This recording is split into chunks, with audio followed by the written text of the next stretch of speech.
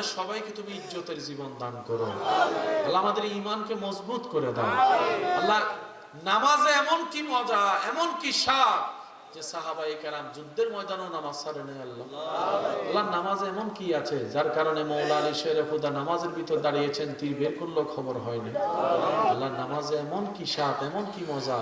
আল্লাহর ওলিরা রাত্রে এশারের পরে নামাজে দাঁড়াইতো, ফজর পর্যন্ত নামাজ পড়তো। আল্লাহ, কি আছে এই নামাজে যার কারণে ইমাম হোসেন কারবালার ময়দানেও নামাজ ছাড়ে নাই। আল্লাহ, ওই নামাজের প্রেমে আমরাও মস্তে চাই। আল্লাহ, ওই নামাজের সিজদার প্রেমে আমরাও হারিয়ে যেতে চাই। আল্লাহ আল্লাহ, আমাদের যোগ্যতা নাই তোমার প্রেমে হারানোর, তুমি দয়া করে আমাদেরকে সেই নামাজে বানিয়ে দাও যেন নামাজে দাঁড়িয়ে তোমার প্রেমে আমরা হারিয়ে যেতে পারি। আল্লাহ রব্বুল আলামিন, যারা অসুস্থ আছেন তাদেরকে সুস্থ করে দাও। আল্লাহ পাক, যারা অভাবগ্রস্ত আছেন অভাব থেকে মুক্তি করে দাও। আল্লাহ, আমার ভাই বোন যারা দুনিয়ার ফাঁদে পড়ে, শয়তানের কৌশলে পড়ে না বুঝে আল্লাহ সুদের সাথে লেগে গেছে। আল্লাহ আল্লাহ, আমার ভাই বোন যারা সুদ থেকে বাঁচতে চায়, সুদের জগৎ থেকে ফিরে আসতে চায়, এমন কোনো ভাই বোন যদি থাকে তাদের পক্ষে আমরা তোমার দরবারে ভিক্ষা চাচ্ছি। আল্লাহ আল্লাহ, আমার ভাই বোনদেরকে তুমি সুদের জগৎ থেকে ফিরে আসার জন্য যা দরকার তোমার গায়েবে খাজানা থেকে দান করে তাদেরকে একটু মুক্তির ব্যবস্থা করে দাও। আল্লাহ প্রত্যেকটা পরিবারে একটু শান্তির ব্যবস্থা করে দাও। আল্লাহ, প্রত্যেকটা হৃদয়কে প্রশান্তি করে দাও। প্রত্যেকটা সন্তান মা বাবার যেন ওয়াফাদার হয়, মা বাবার যেন মুখের হাসির কারণ হয়, মা বাবার যেন সম্মানের কারণ হয়। প্রত্যেকটা সন্তান জীবনকে আল্লাহ তুমি সেভাবে সাজিয়ে দাও। আল্লাহ, প্রত্যেকটা মা বাবাকে সন্তানের অন্তরে তোমার ভয়, তোমার হাবিবের মোহাব্বত আদব ভরপুর করে যেন ঢুকাই দিতে পারে সে তৌফিক দান করো।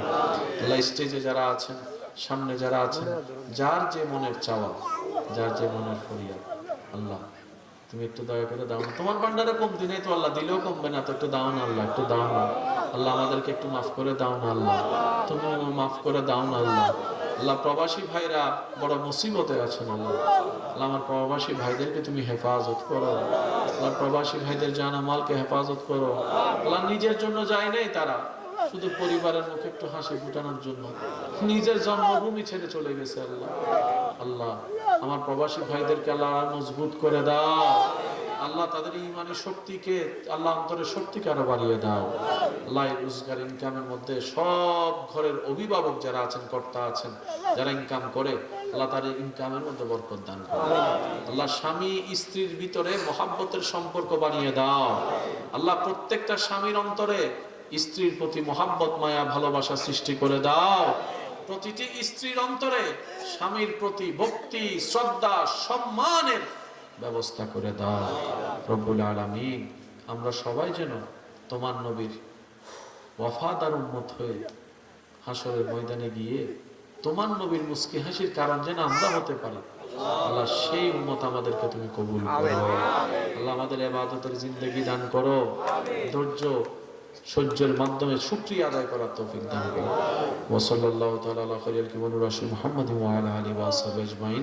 আল্লাহুম্মা ইজআল আখিরা কালামিনা ইনদাস সাকারাতিল মাউত শাহাদাতু আন লা ইলাহা ইল্লাল্লাহু মুহাম্মাদুর রাসূলুল্লাহ। আসসালামু আলাইকুম।